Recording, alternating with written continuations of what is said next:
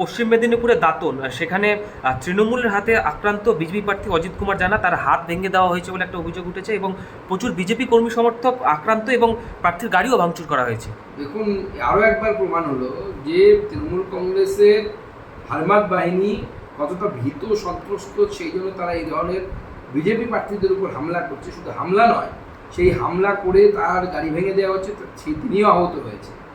এই ভয়ঙ্কর পরিস্থিতি আমি নির্বাচন কমিশনকে অনুরোধ করব যে এর কগনিজেন্স নেওয়ার জন্য এবং ইমিডিয়েটলি এই দাঙ্গা হাঙ্গামার সাথে যারা যুক্ত, যারা বিজেপি প্রার্থীর উপর হামলা করেছে, তাদেরকে জেলের ঘানি টানানোর ব্যবস্থা করা যায়।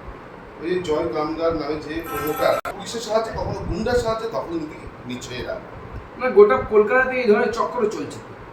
প্রত্যেকটি বিল্ডার, যে বিল্ডারগুলো প্রতি মাসে মমতা বন্দ্যোপাধ্যায়ের দলকে উপঢৌকন দেয়, সেই বিল্ডাররা হয় পুলিশের ব্যবহার করে এবং অথবা গুন্ডাদের ব্যবহার করে লিগাল যেখানে লিটিগেশন আছে সেই সমস্ত লিটিগেটেড ল্যান্ড, অর্থাৎ মামলায় জড়িয়ে থাকা জমি, সেই জমি দখল করে সেখানে বড় বড় প্রজেক্ট চালাচ্ছে।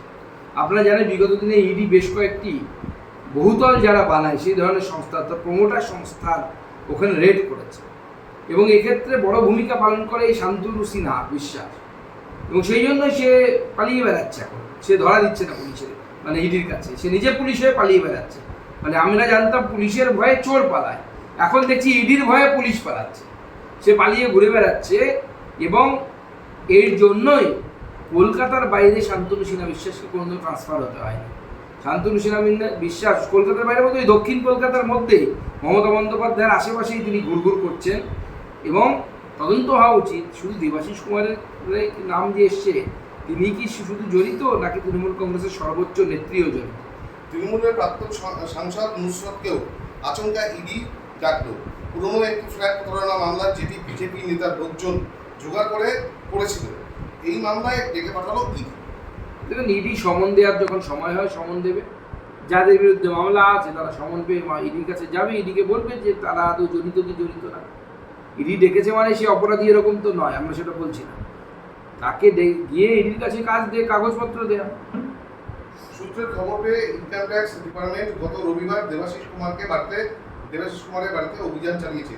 সেখানে তার ঘোষিত সম্পত্তি যা আছে তার সঙ্গে অনেক অসঙ্গতি পেয়েছে। কি বলবো? না, আমরা তো বলার কিছু নেই, বাংলার জনগণ দেখবে। আমরা আর কি বলবো? আমরা তো বলেছি বহু বছর ধরে বলছি, বহুবার বলেছি যে তৃণমূল কংগ্রেসের নেতারা এই লাস্ট কয়েক বছরে কয়েক কোটি টাকার মালিক থেকে শুরু করে কয়েকশো হাজার কোটি টাকার মালিক হয়েছে এক একজন নেতা।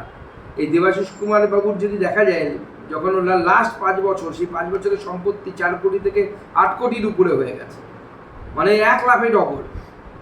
যে 5 বছরে, এখন তো জানি না মানে কেন্দ্র সরকারের তো এরকম কোনো স্কিম নেই যে 5 বছরে টাকা ডবল হয়, আগে এক সময় হতো। তো এখন তৃণমূল কংগ্রেসের নেতারা জনগণের টাকা চুরি করে কোটি কোটি টাকার মালিক হবে, আর তারা ভাববে যে বহাল তবিয়তে থাকবে।